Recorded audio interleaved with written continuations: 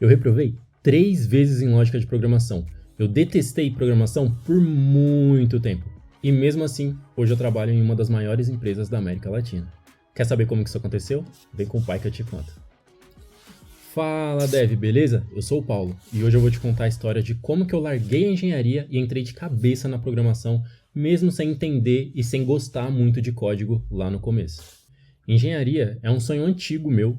De alguma forma, não sei porquê, não sei como, eu lembro que eu comecei a gostar da engenharia durante um trabalho de artes. Era uma apresentação, assim, que a gente precisava interpretar profissões. Ali seriam as profissões dos pais, e eu lembro que tinha o pai de algum aluno, algum amigo meu lá, que era engenheiro, e eu gostei da palavra. E comecei a pesquisar, comecei a entender como que funcionava, e, sei lá, decidi naquele dia que eu me tornaria um engenheiro. E, de fato, essa ideia, esse sonho foi ficando na minha cabeça. Eu entrei para um curso do Senai, um curso de elétrica. Eu tinha claro na minha cabeça que eu queria ser engenheiro, mas eu não sabia engenheiro do quê. Depois desse curso, eu acabei decidindo que eu iria para elétrica. Além de querer ser engenheiro, eu também tinha o sonho de me formar em uma faculdade de nome, uma faculdade bem reconhecida no mercado. E aqui em São Bernardo a gente tem a FEI, é uma faculdade super conhecida entre a galera que gosta de engenharia. Eu consegui entrar nessa faculdade, eu fui bolsista dentro dessa faculdade.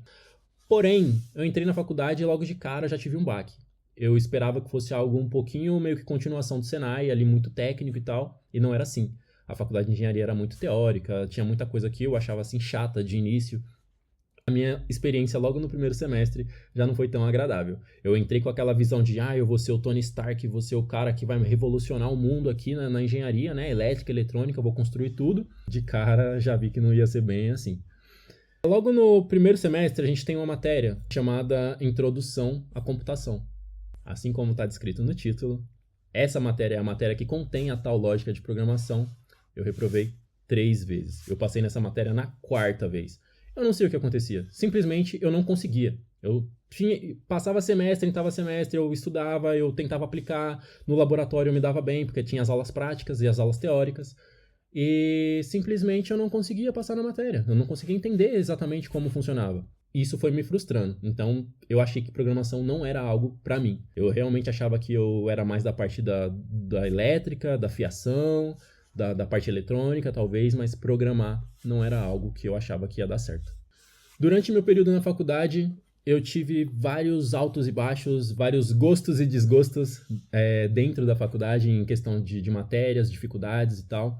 Eu precisei sair da faculdade algumas vezes, eu tranquei alguns semestres, voltei outros semestres, consegui bolsas em outras faculdades e voltei porque meu sonho era realmente me formar dentro da FEI. Nesse retorno para a FEI, eu decidi que eu ia participar de alguns projetos. Dentro desses projetos, tinham vários projetos dentro da faculdade, muito legais, a maioria deles. Eu escolhi participar do Baja, que é um projeto de um carrinho off-road, é um carrinho, aqueles carrinho de rally. Os alunos precisam desenvolver um projeto desse carro do zero. Então, do zero não, porque outras equipes do passado já desenvolveram, então a gente vai meio que reaproveitando os projetos. Porém, é um projeto 100% dos alunos. Existe um professor orientador, mas quem administra de verdade, quem toma conta, quem desenvolve o projeto são os alunos. Como que os alunos fazem isso? Tem alguma experiência, alguma coisa? Não, é o conhecimento que você tem, o conhecimento que você aprende em sala de aula e você simplesmente precisa estudar mais e aprender mais. Eu vou tentar deixar algum vídeo, alguma foto desse projeto para vocês terem uma noção do que eu tô falando. Esse projeto passava por uma avaliação, tinha campeonatos, né? A gente chegava a disputar campeonatos, tanto nacionais quanto regionais, e quando era bem classificado dentro do nacional, eu não lembro até que classificação, não sei se era primeiro e segundo ou era até terceiro, não tenho certeza, conseguia vaga para ir para o Mundial. Geralmente era lá nos Estados Unidos, né? E uma parte da equipe conseguia ir, outra parte ficava, enfim, tinha uma seleção, mas não vem ao caso.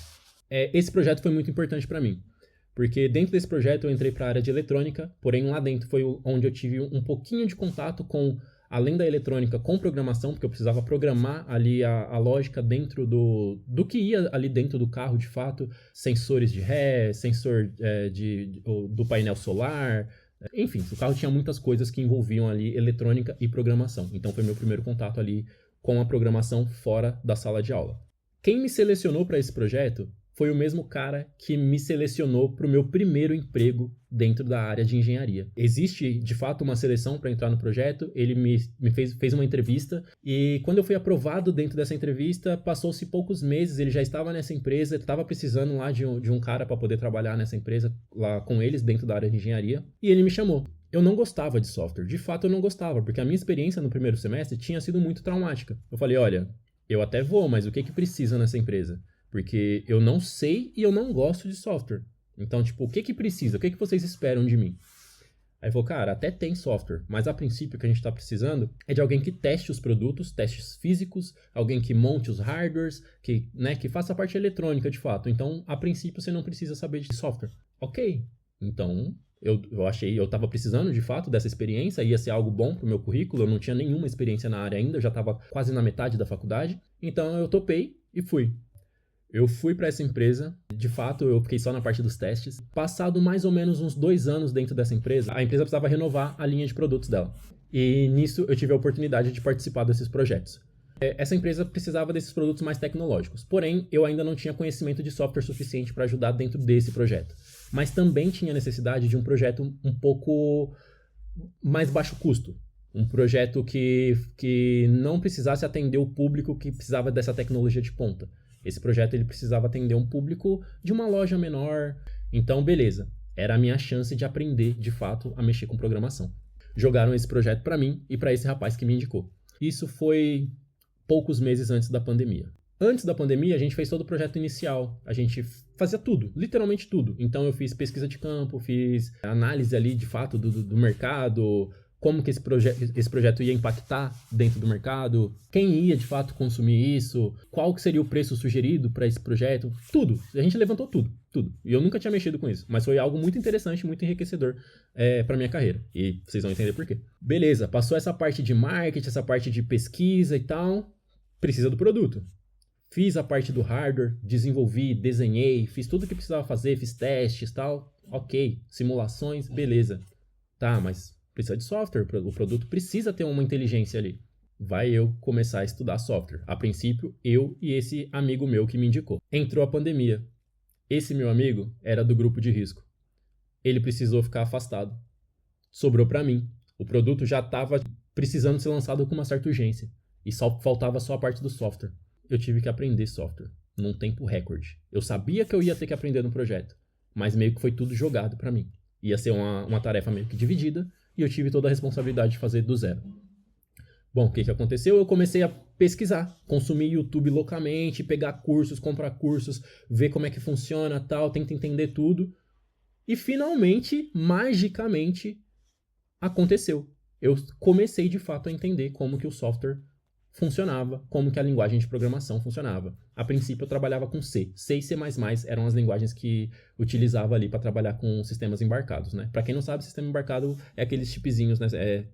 Colocar programação dentro daqueles chips de produtos. Cara, foi uma experiência muito louca. Muito louca. Eu demorei bastante para conseguir aprender, mas ao mesmo tempo foi algo muito rápido, porque eu precisava, eu tinha que ir atrás, tinha que correr, tinha que ver vídeo, tinha que testar, tinha que entregar funcionalidades toda semana. Então, foi algo desafiador, mas foi dando certo. Esse foi o meu contato, assim, direto, mais imersivo, assim, dentro da programação. Passado alguns meses, eu finalizei esse projeto. É um projeto, inclusive, que está rodando aí até hoje, já faz aí uns 4 anos, mais ou menos, que eu entreguei esse projeto. Durante o período de desenvolvimento desse projeto, eu já não estava tão satisfeito com o meu aprendizado dentro da empresa. Eu achava que a tecnologia que estava tendo ali dentro dos produtos, por mais que estavam sendo renovados e tal, eu não estava vendo assim muita diferença, eu não estava me sentindo empolgado com o caminho que a empresa estava querendo seguir, com os projetos que a gente ainda tinha para fazer. Eu achava que ia demorar muito para mim conseguir evoluir o que eu queria evoluir dentro da minha carreira. E eu achava que estava na hora de sair e buscar coisa nova. Essa insatisfação, ela basicamente veio assim e eu precisava de fato sair. Eu não estava mais feliz fazendo o que eu estava fazendo. Então eu tomei uma decisão um pouco drástica. Eu pedi demissão. Foi num horário de almoço qualquer. Falei, olha, eu quero pedir demissão, eu não tô satisfeito assim, eu queria sair.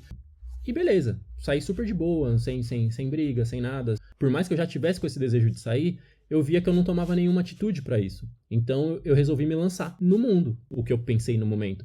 Eu vou precisar me mexer, porque eu vou estar desempregado, então eu preciso correr atrás, preciso de algo para mudar.